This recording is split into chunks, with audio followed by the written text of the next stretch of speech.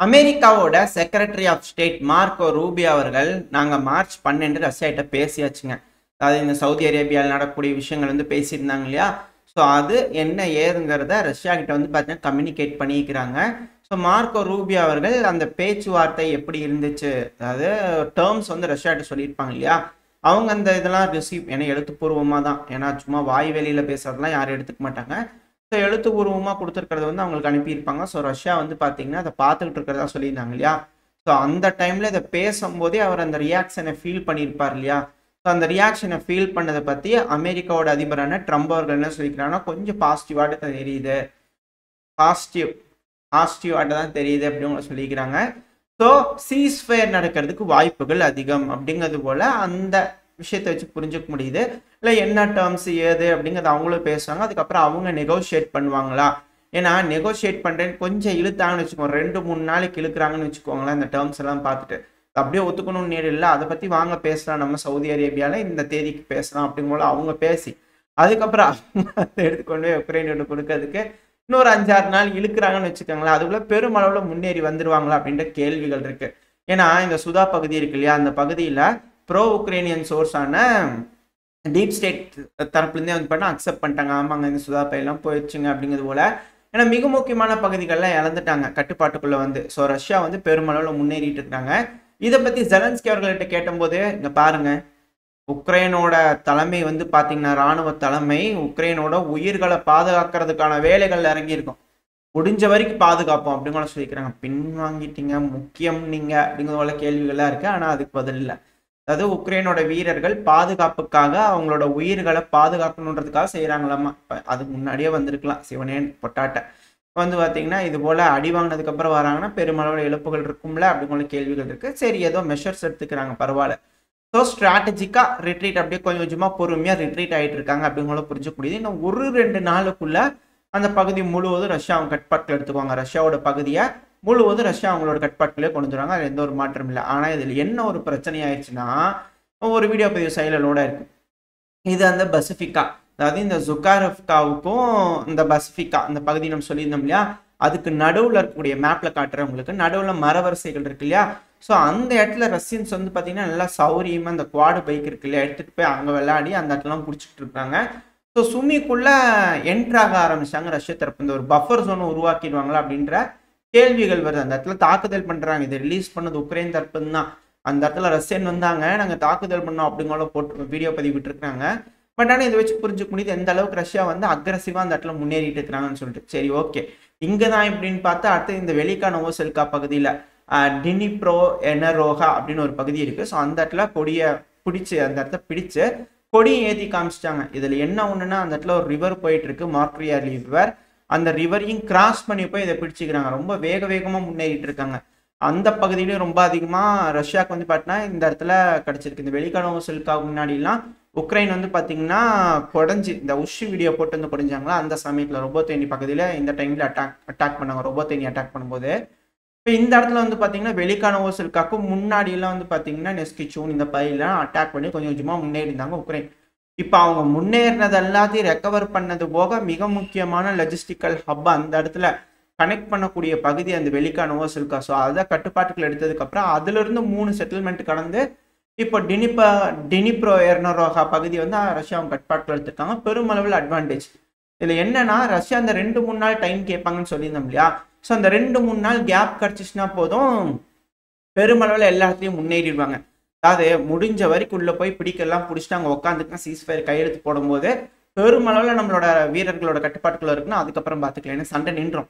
அதுக்கப்புறம் பார்த்துக்கலாம், முடிஞ்ச வரைக்கும் உள்ள ஓடுறவங்களா ஓடுங்க அப்படிங்கிற சொல்லிடுவாங்களா அப்படின்ற கேள்விகள் இருக்குது. எந்த அளவுக்கு வேகமாக ஓட போகிறாங்க இந்த இடத்துல ஒரு ரேஸ் இருக்கும் அப்படிங்கிற மாற்று கருத்தில். ஏன்னா அந்த இடத்துல ஒரு அட்டாக் இல்லாமல் இது சீஸ்ஃபயர் வருமா அப்படின்றதே ஒரு கேள்வி தான். வெயிட் பண்ணி பார்ப்பேன். ஏன்னா ரொம்ப அட்வான்டேஜான பொசிஷனில் ரஷ்யா இருக்காங்க. இப்போ இந்த டைமில் வந்து பார்த்தீங்கன்னா கொஞ்சம் ஓகே ஆகிற மாதிரி இருக்குன்னு தெரிஞ்ச உடனே ஜெலன்ஸ்கி அவர்கிட்ட எங்கள் எலெக்ஷன் வச்சுருக்கீங்களா அடுத்த கேள்வி அதுதான் வரும்னு அவங்களுக்கு தெரியும். சார் ஜெலன்ஸ்கி அவர்கள் எல்லாத்துக்கும் தயாராக தான் இருப்பாங்க. அதாவது இங்கே பாருங்க, இந்த போர் முடியணும், புரியுதுங்களா, போர் முடிவுக்கு வரணும், அது மட்டும் இல்லாமல் எங்களுக்கு செக்யூரிட்டி கேரண்டி கொடுக்கணும், அப்போ தான் எலெக்ஷன் வரும் உக்ரைனில். அதுக்கு முன்னாடி யாரும் அது போல் வந்துடாதீங்க, யாரும் தடுக்க போகிறதில்ல, போஸ்ட்பான் பண்ண போகிறதில்ல. போர் முடிஞ்சோடனே எலெக்ஷன் அவ்வளவுதான். அப்ப சீஸ்ஃபயர்ல வைக்க மாட்டீங்களா? உங்களுக்கு கேள்வி இருக்கு.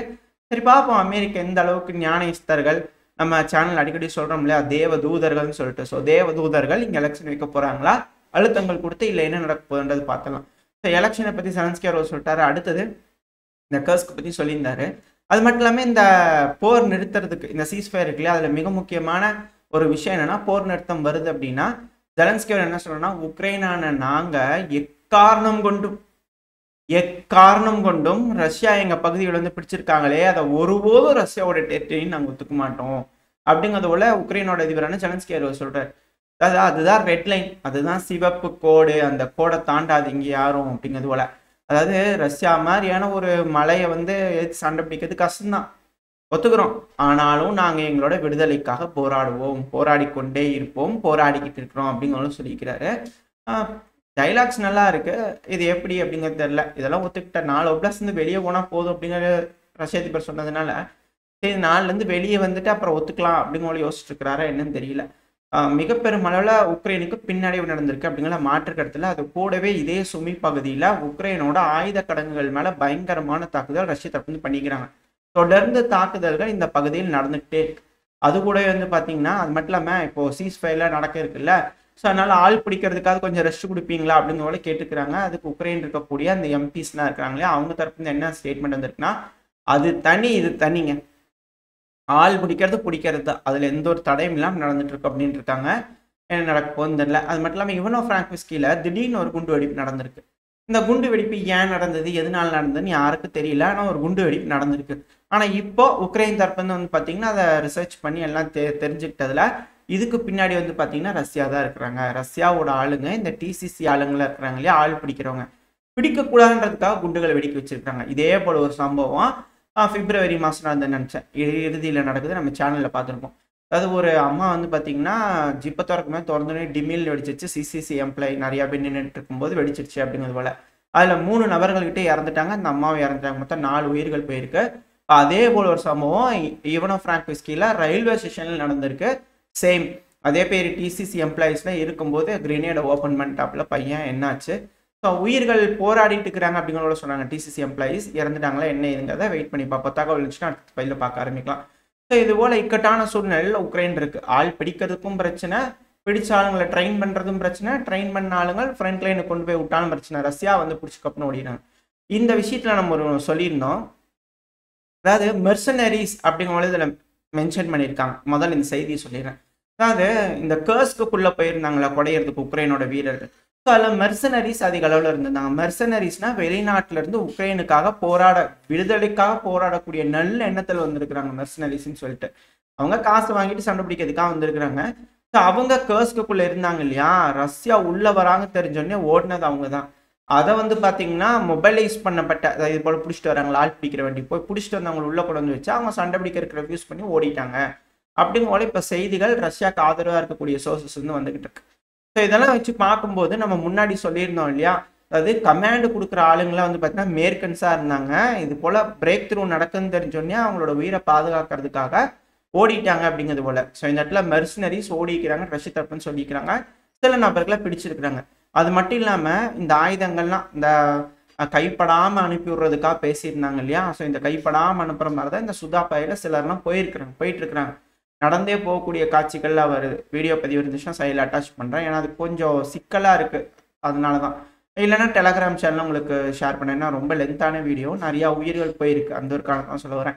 சிலர்லாம் வந்து பார்த்தீங்கன்னா எந்த பிரச்சனையும் இல்லாமல் அப்படியே கைப்படாமல் அனுப்பி விட்டுருக்காங்க. ரஷ்ய தரப்பு வந்து சுதா பகுதியிலேருந்து கர்ஸ்க் பகுதியிலேருந்து அனுப்பி விட்டுருக்காங்க. ஸோ அந்த டைமில் நம்ம என்ன சொல்லியிருந்தோம், இது போல் ஆயுதங்கள்லாம் வந்து பார்த்தீங்கன்னா விட்டுட்டு போயிடுவாங்க அப்படிங்கிறது போல கேட்குறாங்க அப்படிங்கிறத ஒரு நெகோசியேஷன் போயிட்டு இருக்குன்னு சொல்லியிருந்தோம் இல்லையா. வீடியோ பதிவுகள் வந்திருக்கு, எல்லாம் அப்படியே வச்சுக்கிறாங்க. அவசரமாக ஓடி போயிட்டாங்க, அதனால விட்டுட்டு ஓடிட்டாங்க அப்படிங்கிறத சொல்லியிருக்காங்க.